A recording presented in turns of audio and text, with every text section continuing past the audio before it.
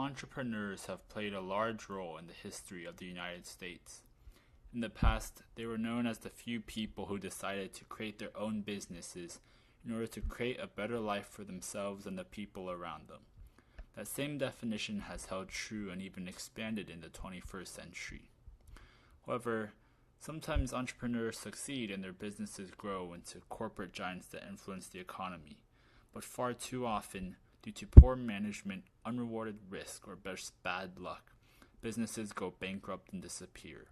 According to the U.S. Census of Labor Statistics, more than 50% of businesses fail within their first 5 years. To get a taste of the stories of entrepreneurs, we met up with Mr. Raju, an entrepreneur who started his own small business in Plano, Texas. Hi, welcome to our office.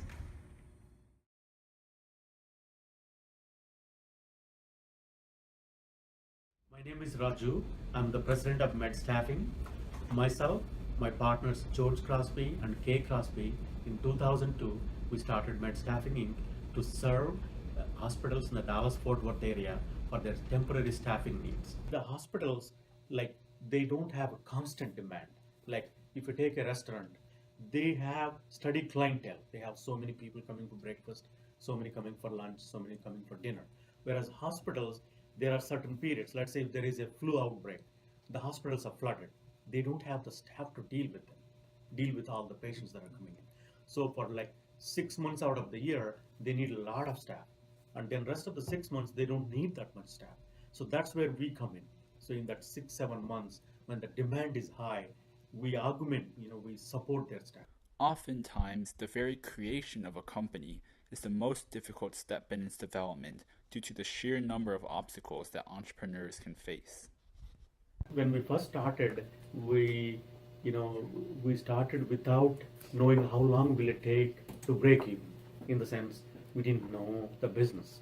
So because hospitals said, we don't know you, we don't know how good you are, we don't want to give you a chance. But we kept, we kept on knocking on the door. That was the major obstacle, like getting the clients to do business with. And the second obstacle was raising the funds, because you do need to pay your people on time, and the hospitals pay 60 to 90 days. So once your people work, they take about 60 to 90 days to pay you. But you need to pay your employees every week. So what is it that allows successful entrepreneurs to overcome these early difficulties? There are other people willing to pursue what we're in. They're not willing to put in the efforts. They're not willing to put in the capital. They're not willing to start because it's more difficult. Persistence. Sometimes you'll feel that it will fail. Don't let that bother you. Keep working. It will succeed. Perseverance. You must have perseverance as part of your character trait. Without perseverance, you can't accomplish any greatness.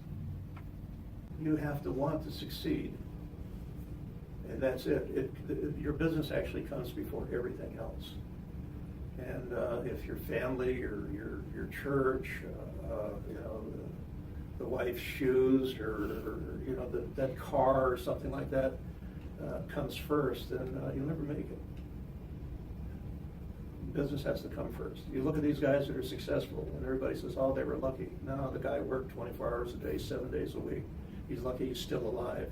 He's put more mileage on himself in 20 years than most people have in a lifetime. That's what it takes to be successful as an entrepreneur. You throw that on top of a good market, a good economy, and you've got successful people.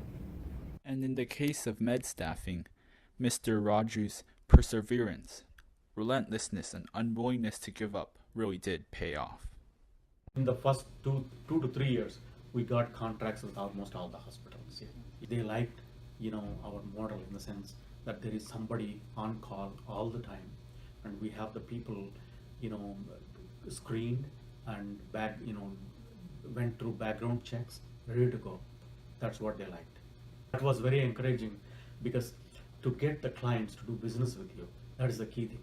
Without clients, you cannot survive. But many years later, med staffing faced an even greater obstacle. So great, in fact, that even Mr. Raju was unsure their company would survive. Many times the hospitals try to start their own internal agencies which directly compete with us. So UT Southwestern in 2014 started their own agency to cater to temporary needs. So our business went down about 70%. But our biggest concern was if all the hospitals tried to copy that business model, it would be very difficult for us to survive.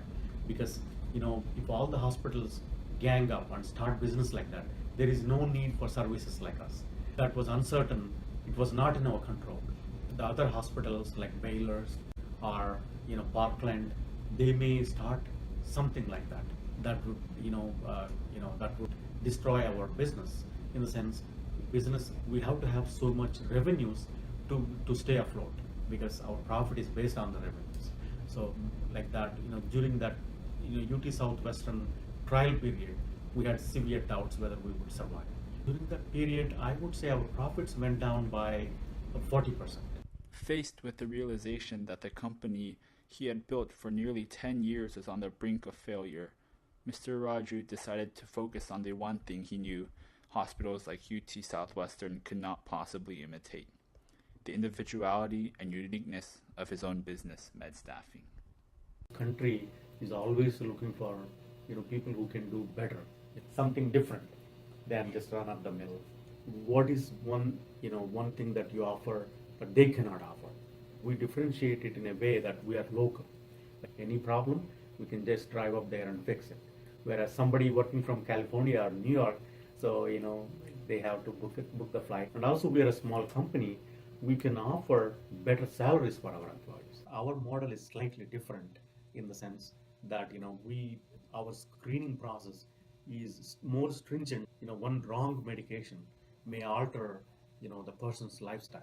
Uniqueness is one of the necessary differentiating point, but niches is what really makes you stand out and make you succeed. Without a niche, you are just in the sea of everybody else, and typically known as me too.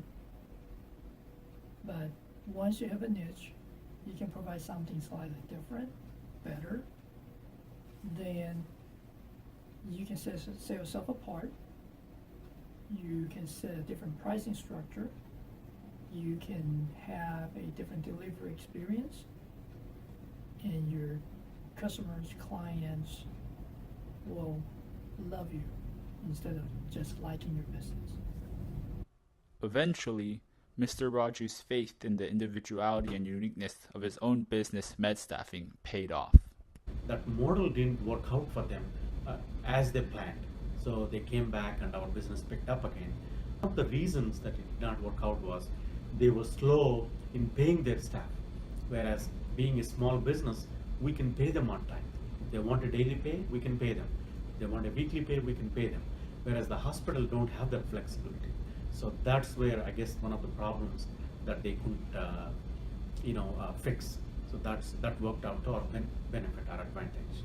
Yes. After they started giving us business, our business went up by like 20-30%, I would say, on a yearly basis. Also gave us the confidence that our business, like providing the temporary services, there will always be demand. Demand may fluctuate, but there would be some demand always. So that's what keeps us going. So while it is difficult, there is, as Mr. Raju has shown, one trait that is shared by all successful entrepreneurs, and that is individuality, how they have worked to set their companies apart from the crowd. Those that have been successful continue to shape the lives of people not only in the US but around the world. And they show us that in the future, entrepreneurship is here to stay.